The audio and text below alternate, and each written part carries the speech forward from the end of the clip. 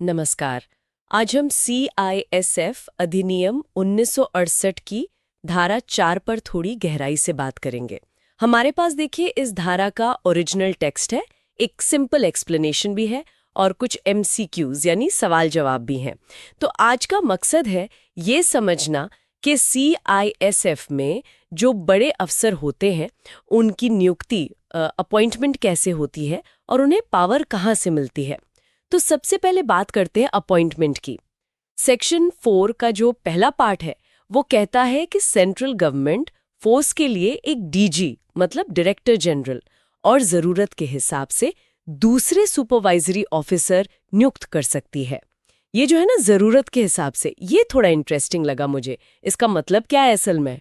हाँ, ये एक ज़रूरी पॉइंट है। इसका मतलब है कि देखिए, अपॉइंटमेंट किसी फिक्स्ड फॉर्मूले पर नहीं होती।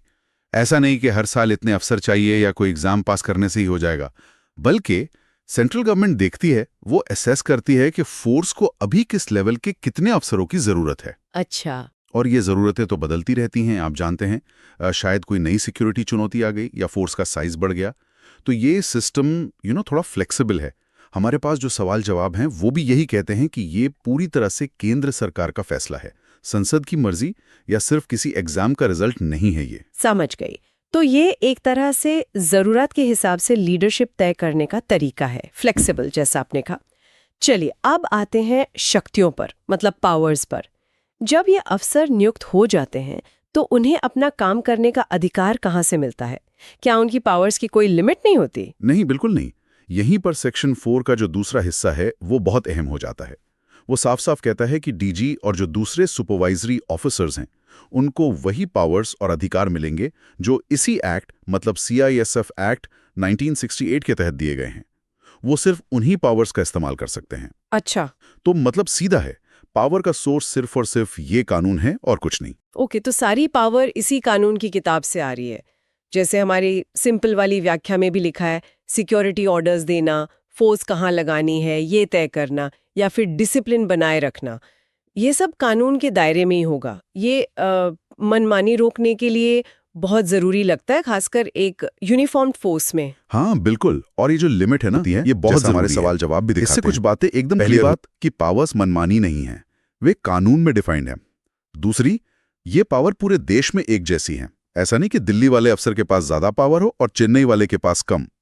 एक रूपता मतलब। जी।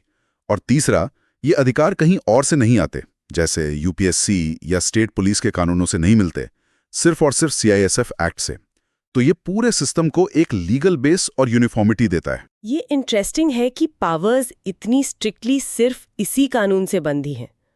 तो क्या ये स्ट्रक्चर, जहां अधिकार इतने साफ तौर पर डिफाइन और लिमिट किए गए हैं, डिसिप्लिन बनाए रखने में मदद करता है, या कभी-कभी ऐसा भी होता होगा कि ये सख्ती काम में रुकावट बन जाती हो कुछ अप्रत्याशित सिचुएशन में? ये बहुत अच्छा सवाल है, और यहीं पर इस लीगल फ्रेमवर्क की असली वैल्यू समझ आती है। एक तरफ तो देखिए, ये क्लैरिटी पक्की करती है कि अफसर अपनी लिमिट्स जानते हैं, उनके हर एक्शन का एक लीगल बेस होता है। इससे अकाउंटेबिलिटी मतलब जवाबदेही तय होती है, जो किसी भी सिक्योरिटी फोर्स के लिए आप मानेंगे बहुत जरूरी है। हाँ, ये तो है। दूसरी तरफ, जैसा आपने कहा, हो सकता है कि कभी-कभी शायद कुछ एकदम नई सिचुएशन में ये कानूनी सीमाएं थोड़ी रिस्ट्रिक्टिव लगें, बांधने वाली लगें। लेकिन अगर आप ओवरऑल देखें तो एक डिसिप्लिन्ड और प्रोफेशनल फोर्स के लिए इस तरह का साफ कानूनी ढांचा ज्यादातर फायदेमंद ही माना जाता है। ये पक्का करता है कि पावर का इस्तेमाल सिस्टमैटिक हो, कानून के हिसाब से हो। तो कुल मिला के देखें तो CISF एक्ट की धारा 4 एक बहुत सीधी लेकिन अहम बात कह रही है। केंद्र सरकार जरूरत देखकर अफसर अपॉइंट करेगी और उन अफसरों की सारी शक्तियां इसी कानून से आएंगी, उससे बाहर नहीं। और इससे फोर्स के ऑपरेशन में एक क्लैरिटी और डिसिप्लिन बना रहता है। बिल्कुल, ये स्ट्रक्चर लीडरशिप और ऑपरेशन दोनों को एक मजबूत